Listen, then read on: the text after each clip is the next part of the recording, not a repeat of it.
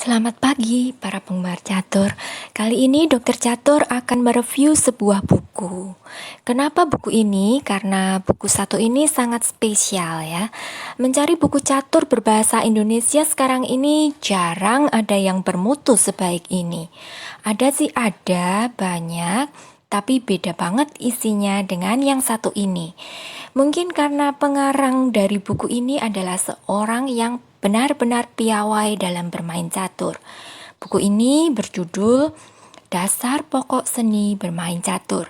Sebenarnya ada 3 buku yang benar-benar berpengaruh dalam dunia catur di Indonesia ini ya.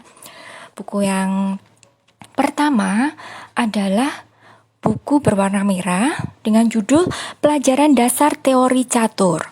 Buku ini sebaiknya dibaca sebelum Anda membaca Dasar Pokok Seni. Dan setelah Dasar Pokok Seni, terdapat satu buku lagi, buku untuk tingkat lanjutan dengan judul Strategi dan Taktik, buku berwarna biru. Ketiganya dikarang oleh Profesor Dr. Max Euwe. Ada yang belum kenal dengan beliau? Beliau adalah mantan juara dunia catur pada tahun 1935 dan 1937, sekaligus sebagai ketua FIDE saat itu ya. Beliau sangat banyak mengarang buku.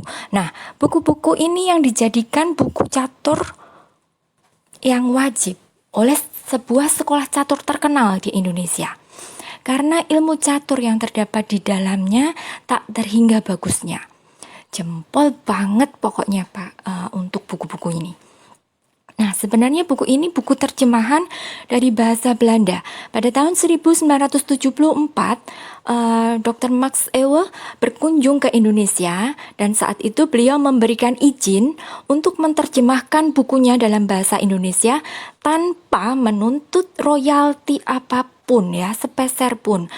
Baik banget kan beliau ini. Nah, apa sih keistimewaan dari buku-buku beliau?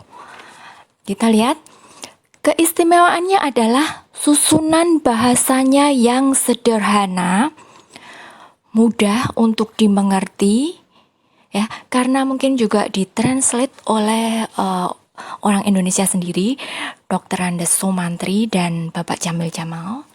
Ya, di dalamnya terdapat banyak problem catur yang dibahas dengan diagram penyajian yang teratur dan terarah sehingga cepat dipahami oleh pembaca di level manapun, baik untuk anak-anak sekalipun akan mudah untuk mengerti dan memahaminya. Di dalamnya banyak sekali diagram ya yang akan diulas. Sekarang mari kita lihat daftar isinya. Yang pertama tentunya kata pendahuluan ya. Kemudian ada 1, penentuan langkah yang tepat. Kemudian di sini kita diajak untuk meneliti cara mencari langkah terbaik dari sekian banyak kemungkinan dengan menyelidiki ciri bangunan, menyusun rencana, kemudian melaksanakan rencana tersebut. Yang kedua adalah ciri-ciri dinamis mengenai kelompok lincahan gerak, kelompok petak-petak kuat dan lemah. Yang ketiga adalah ciri organis mengenai kelompok susunan bidak dan kelompok bangunan sayap raja. 4 adalah rencana dan pelaksanaannya. Dan kelima adalah ketentuan-ketentuan dan ciri-ciri dari pembukaan. Sekarang kita lihat. Selanjutnya adalah yang keenam mengenai pengelompokan dari pembukaan.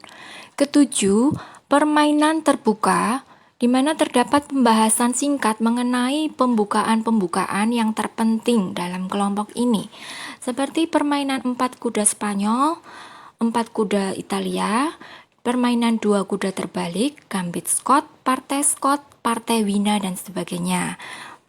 Liku-liku taktik yang khas mengenai korban semut, korban gajah pada F7, dan sebagainya. Yang ke-8 adalah permainan setengah terbuka. Di sini dijelaskan mengenai pembelaan Karokan, pembelaan Prancis, pembelaan Alekhine, Sisilia, variasi naga, dan sebagainya. Yang ke-9 adalah permainan tertutup, pengelompokan gambit menteri. pembelaan tidak beraturan, gambit menteri diterima, dan sebagainya. Yang 10, permainan setengah tertutup, prinsip medan tengah yang ideal. Dijelaskan tentang Hindia Raja, Hindia Granville, Hindia Nimso, dan sebagainya. Kemudian yang ke-11 adalah mengenai permainan sayap.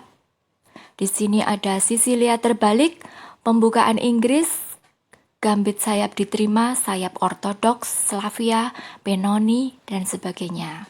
Yang ke-12 adalah babak terakhir, di mana terdapat teori babak akhir dan praktek babak akhir. Dan yang terakhir adalah ketentuan-ketentuan yang terpenting untuk praktek babak akhir ya.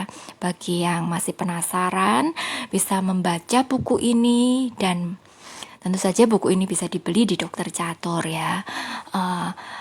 Saya setelah membaca buku ini, Anda pasti akan mendapat kemajuan yang signifikan karena buku ini bagus sekali ya. Terutama untuk anak-anak, buku ini layak untuk dibaca ya. Jempol pasti terajung untuk buku ini karena buku ini benar-benar bagus banget. Salam Gens Unasumus untuk para pencinta catur. Terima kasih.